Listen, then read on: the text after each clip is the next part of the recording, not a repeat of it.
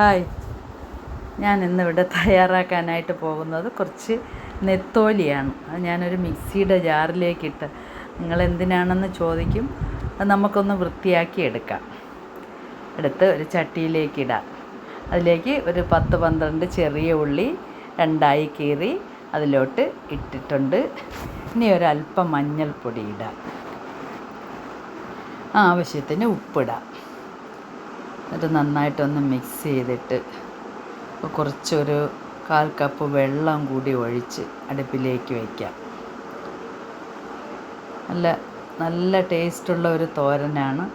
ഇനി നമുക്ക് ഇതൊന്ന് അടച്ച് ഒരു 15 മിനിറ്റ് വേവിക്കാം. ഇനി ഇതിലേക്ക് ഒരു അരപ്പിനായിട്ട് ഒരു 5 പച്ചമുളകും ഒരു അരമുറി തേങ്ങയും ഒരു 2-3 ചെറിയ ഉള്ളിയും ഒരു തണ്ട് കറിവേപ്പിലയും ഇട്ട് ഇതൊന്ന് ചതച്ചെടുക്കാം. നമുക്ക് ചതച്ചെടുത്താൽ മതിയാവും, കാരണം ഒരുപാട് അരഞ്ഞു പോകരുത്. നമ്മൾ നെത്തോലി 15 മിനിറ്റ് ആയിട്ടുണ്ട്. അതിലേക്ക് നമ്മൾ ഈ നെത്തോലി റെഡി ആയിട്ടുണ്ട്. ഈ അരപ്പിടാം, എന്നിട്ട് നന്നായിട്ടൊന്ന് മിക്സ് ചെയ്യാം. നെത്തോലി തോരൻ റെഡി ആയിട്ടുണ്ട് കേട്ടോ. കാരണം പെട്ടെന്ന്, വളരെ പെട്ടെന്ന് ഇത് ക്ലീൻ ചെയ്യുന്ന സമയം മാത്രമേ എടുക്കുള്ളൂ. ആ സമയം എടുത്തുകൊണ്ട് നമുക്കിനി തോരൻ റെഡി ആയിട്ടുണ്ട്.